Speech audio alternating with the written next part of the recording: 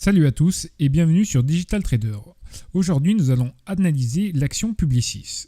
Donc, on va commencer par un graphe mensuel. Donc, on voit que globalement, la tendance de Publicis est haussière. Donc, ça se voit bien parce qu'on avait des pics et des creux qui étaient ascendants on va dire, en mai 2015. Et en mai 2015, donc là, on a eu une première baisse qui nous a ramené finalement sur les plus bas d'octobre 2014, mais sans inverser la tendance des pics et des creux, donc on va dire que c'est neutre, mais en tendance de dos, on ne peut pas dire que pour l'instant, on a basculé en tendance baissière.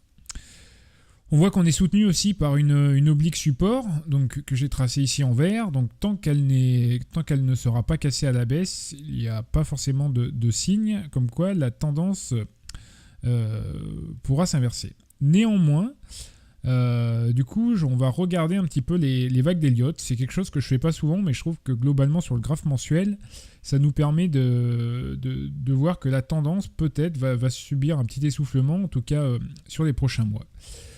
Donc on voit qu'on a une première jambe de baisse qu'on peut chiffrer 1, après une deuxième qu'on peut chiffrer 2, une troisième, donc on arrive à la 3, la 4 et la 5. Donc là, ce qui nous ferait le mouvement complet de hausse, donc en vague d'Elliott, et qu'après, globalement, on a une phase de correction, donc en 3 mouvements, donc ABC.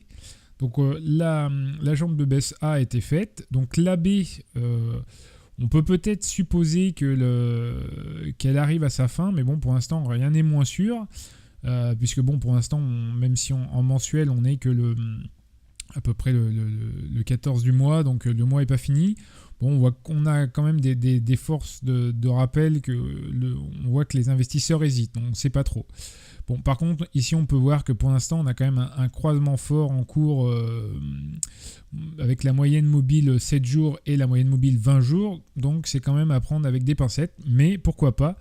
On pourrait très bien, la jambe de B pourrait être finie, on pourra avoir peut-être une autre jambe C qui nous amènerait donc à revenir tester les plus bas là, vers 50 €, ce qui pourrait nous donner, pourquoi pas, une potentielle figure en épaule, tête, épaule, qu'on verra un peu plus en hebdomadaire.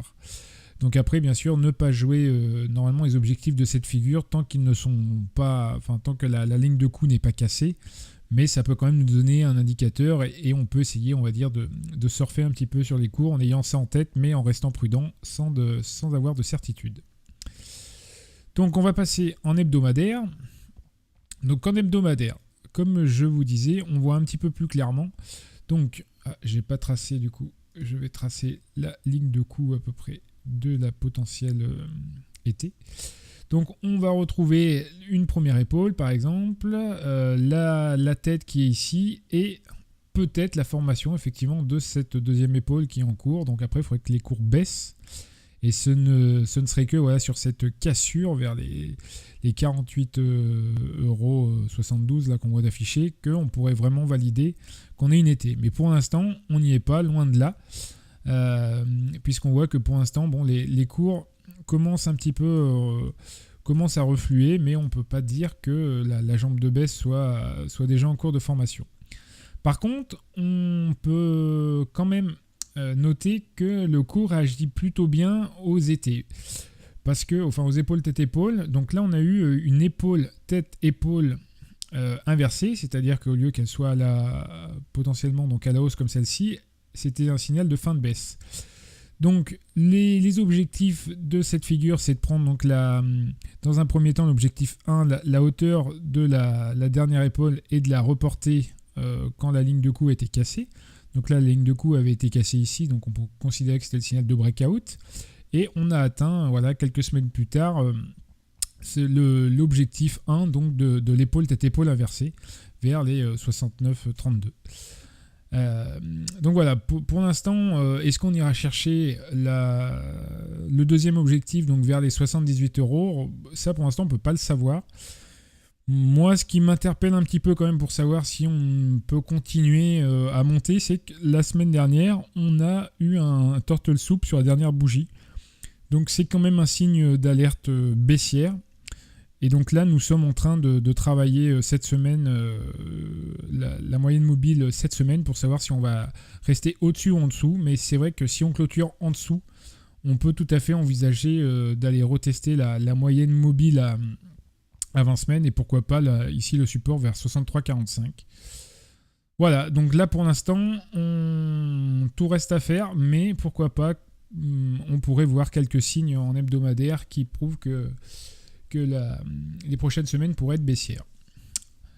Alors après, quand on regarde le journalier, donc le journalier, vous tracassez pas, j'ai tracé pas mal de petites lignes bleues, mais c'est plus pour voir différents supports court terme.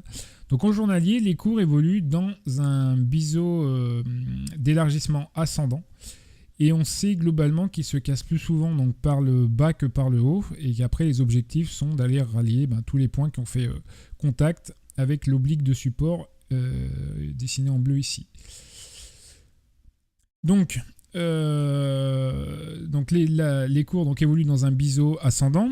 Après, voilà, je vais zoomer un petit peu. On a eu ici un dernier mouvement haussier où on avait ouvert avec un gap et ce gap a été refermé, donc du coup moins de 5 bougies après la première bougie là, qui a créé donc, cet écart de cours et globalement, enfin c'est pas globalement, on appelle ça un gap d'essoufflement. Donc ça veut dire que la tendance, quand le gap a été refermé, donc 2 bougies après, 2 jours après, la tendance risquait effectivement enfin pas la tendance, mais on risquait d'avoir une correction des prix. Donc c'est ce qui s'est produit, on a fait une nouvelle bougie rouge et après on a même ouvert la bougie d'après avec un gap. Donc je pense, mais rien n'est moins sûr, que c'est quand même un gap de continuation. Donc le gap de continuation, en fait on prend la hauteur du plus haut avec la distance parcourue sur la dernière bougie, on la reporte en bas, et donc ce qui nous ferait un objectif à 65,49 si on joue potentiellement ce trade. Donc on voit aussi qu'ici on avait une oblique support qui a été cassée, donc qui était cassée là quand on a créé le gap, c'est ce qui me laisse aussi penser qu'effectivement c'est un gap de continuation. Donc maintenant, quoi dire ? Du coup c'est que bon, le premier objectif du gap de continuation se situe donc vers 65,49 €, mais on peut pourquoi pas envisager d'aller retester l'oblique support ici donc vers les 64,5 € dans les jours qui viennent. Après pour jouer au cas où la cassure, il faudra attendre le signal de breakout parce qu'une fois qu'on aura touché potentiellement ce support, si on y arrive, on peut très bien repartir à la hausse avant de casser le biseau par le bas ou moins souvent mais aussi par le haut. J'ai dessiné aussi ici deux obliques descendantes qui pourraient au cas où en cassure de biseau quand même renvoyer les cours pour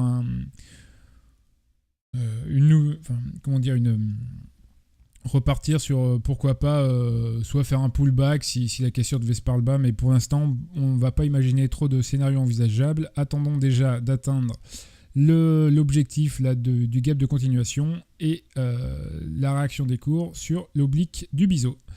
Voilà, écoutez, j'espère donc que cette vidéo vous a plu et je vous dis à bientôt pour une nouvelle analyse.